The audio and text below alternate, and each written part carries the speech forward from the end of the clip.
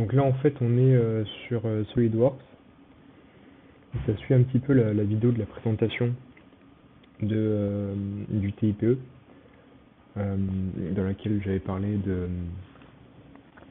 de SolidWorks et des utilisations de SolidWorks pour le TIPE.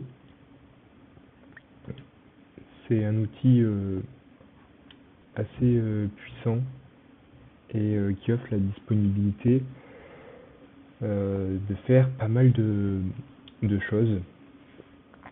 Donc là j'ai pris un modèle de Formule 1, une carcasse basique de Formule 1 qu'on retrouve de nos jours avec les aérations qu'on peut voir devant, les aérations de la voiture, les ailerons, etc.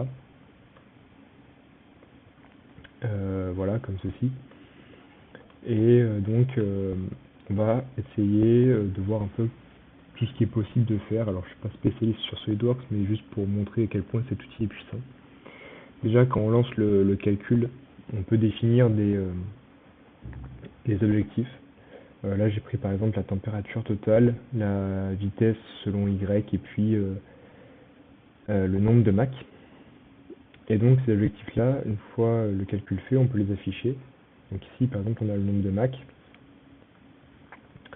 On voit qu'il oscille globalement autour d'une certaine valeur, autour de 0,9 à peu près. On a aussi la vitesse moyenne selon Y. Donc au début on met à peu près une trentaine de mètres par seconde. Et puis ensuite selon l'écoulement ça se stabilise autour de 30 mètres par seconde, pareil, autour de 29,5 avec des oscillations. Et puis pour voir aussi qu'on peut calculer des choses qui n'ont a priori rien à voir. J'ai mis la température, alors là évidemment elle est constante parce qu'il n'y a pas d'échauffement de fluide ni de matière. Mais on peut mettre des températures si on veut calculer des écoulements dans des écoulements à force par exemple. Ça peut être intéressant. Donc on a ces courbes déjà objectifs là qui sont assez intéressantes. C'est notamment grâce à ça que j'ai pu extraire les valeurs de portance et de traînée de mon parapente. Mais on a aussi des résultats beaucoup plus visuels qui sont assez ludiques à avoir, notamment les lignes de courant. Alors ici ça représente la pression, comme on peut le voir sur l'échelle. On peut aussi l'animer. Donc là c'est assez intéressant parce que bon là c'est complètement bugué, mais ça nous permet de voir. Ah, ça a l'air d'aller. Voilà, ça nous permet de voir ici qu'il y a une forte pression. Une forte pression ici, des dépressions à ce niveau-là. Ici on a des courbes qui sont plus petites, donc c'est-à-dire que ça va beaucoup plus vite. Là où les flèches sont plus grosses, c'est que ça va moins vite, et là où les flèches sont plus petites, c'est que ça va plus vite. On se rend compte que le long de du fuselage de la voiture, bah, on a en fait un fluide qui est beaucoup plus accéléré que à côté. Donc voilà, c'est aussi des détails qui sont quand même assez intéressants à regarder.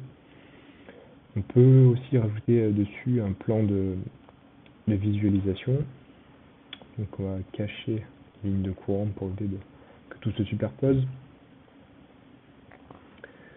Mais ici c'est pareil, un plan de visualisation des pressions. On a une grosse pression ici, une grosse pression là.